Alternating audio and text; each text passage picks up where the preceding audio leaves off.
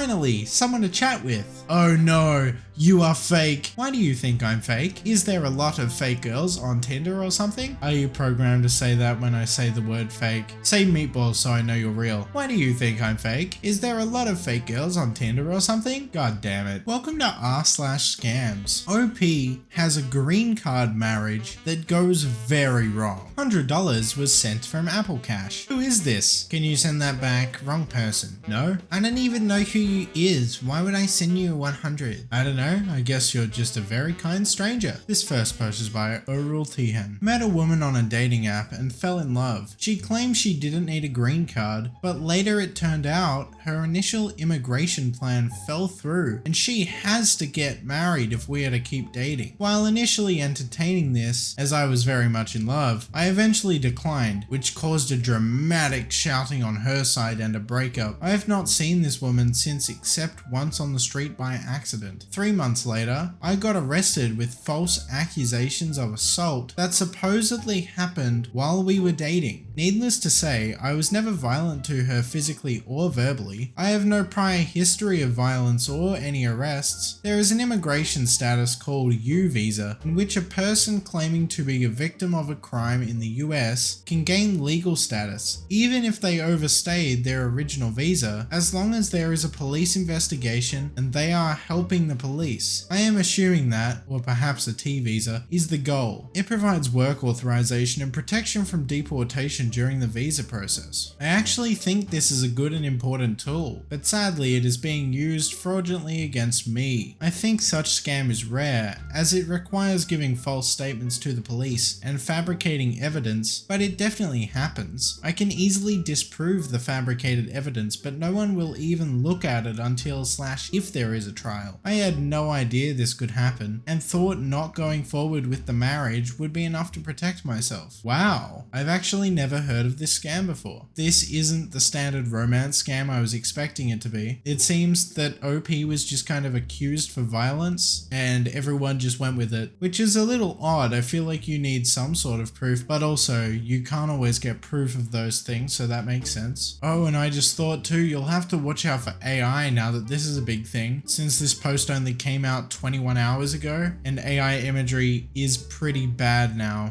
Terms of looking real. You can still tell, but it's harder to tell now. This post is by Jackie Likes Rocks. Someone bought my stolen iPhone. Okay, let's have a look at this. Hey y'all, some background context. My phone was stolen on April 6th at a concert in Hollywood. The phone was never recovered, but I put it in lost mode using Find My iPhone. I filed an insurance claim with my cell phone provider, as well as a police report with the LAPD. The phone's last known location was the venue in Hollywood. The phone was locked with a passcode, but also connected to my debit card using Apple Wallet. I received the new phone a few days later from the insurance company and restored the new phone from backup. I never removed the old one from my iCloud account in the event it was turned on and could be located by the police. A couple of weeks later, I started receiving these texts. It looks like someone purchased my stolen phone and wants me to remove it from my Find My. I never erased the device, but left it in lost mode. Is this a scam, or should I erase the device and remove it to cut my losses? Okay, let's have a look at these messages. Yo, I've bought an iPhone 15 Pro Max I'm using. It have your messages, emails, cards, bank, notes and personal information on it. Even has your SIM hash that you transferred. I get your calls. It was not erased. Did you make an insurance claim? The erase request you made didn't work. It was connected on Wi-Fi in China, then got jailbreak and still saying pending. It won't erase remotely. I'm telling you this because the phone is going be auctioned on the black market with your personal information and everything about you that you had on it. All your info, including your phone number, address, everything will be cloned. That's why I'm telling you to, so you can remove it from your device list, and I will factory reset it manually and remove the number. To remove it, open the Find My app. It's on your home screen, then go to devices, click on the old device and hit remove this device at the bottom. Yeah, I don't know, seems legit to me. I don't think they're trying to sell their phone on the black market. I'm sure they have a totally legitimate reason. Wonder what the comments have to say here. This is a common attempt to get you to disconnect your phone from Find My or whatever. Until and unless you do, that phone is useless to whomever has it. Soon, they will move to threats of violence and then pleading, including claims of maybe something I can't say on the channel. Just ignore them and don't do anything. Cool. I have a feeling they might be trying to sell the phone on the black market. This next post is by Ruby.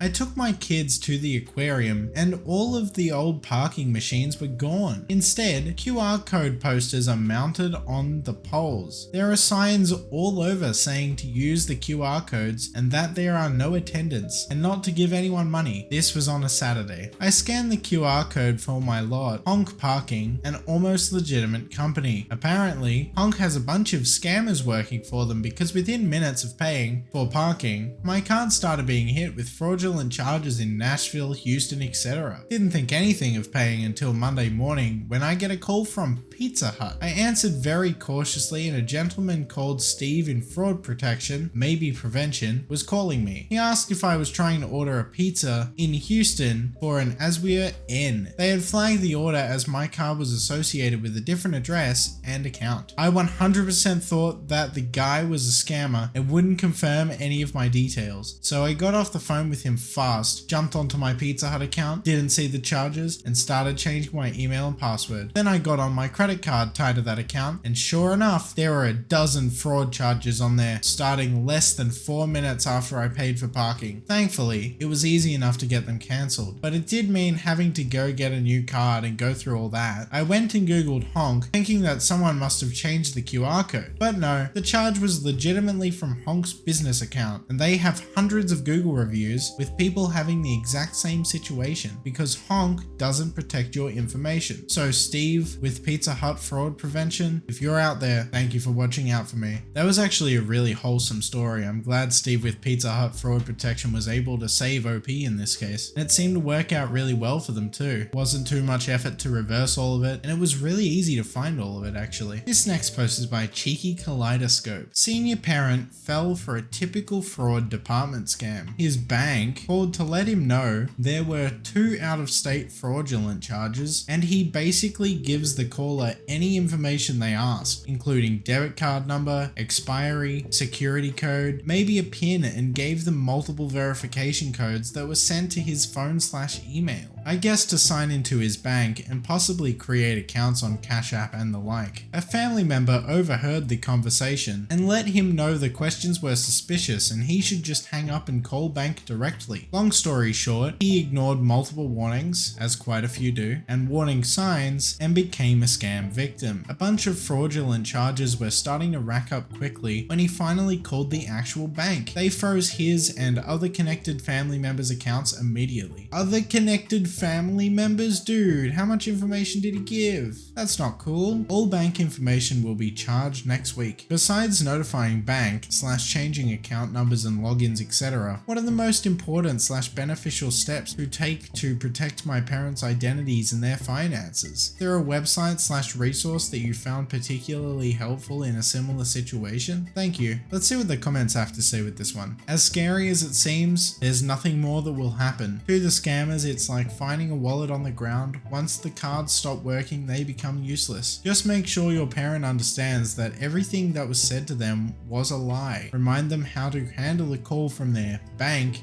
next time. Out of curiosity, what charges were racked up? Gift cards? I'd have to double check, but I think there was a payment to someone on one of those Cash App type apps, Walmart, and a store I'd never heard of. Was told amounts range from $6 to $375. Definitely agree about reinforcing better fraud prevention habits. Someone else says, immediately freeze their credit on all of the credit bureaus. I would also purchase credit monitoring with a reputable company. I like Norton LifeLock. Oh my god, I absolutely despise Norton. This next post is by No Victory. I bought myself a $100 Visa gift card for the first time today, a few hours ago, and assumed it'd be completely fine because I got the exact same type of card a month ago, only to find the CVV and last 4 digits were scratched off. I bought it from Target with cash and still have the receipt, but I'm not sure how helpful I'd be, and I tried reporting it on My Balance Now, but that requires the last 4 digits, which I don't have. Only after doing some research online did I find out this is a common type of scam that I never knew about because I don't buy gift cards often and have never had a problem with others like Google Play cards. I need advice on what to do, if I can get a refund or replacement for this, if there's a way I can still use it somehow, though I feel that's very unlikely. Any help is appreciated. I've never heard of this one either. I feel like this one sounds more common than the other one though. I feel like you'd have to go back to Target and tell them what happened, though honestly I don't really know if they'd believe you. You could contact like Visa and see what they can do about it. I'm not sure. I've never heard of this problem before.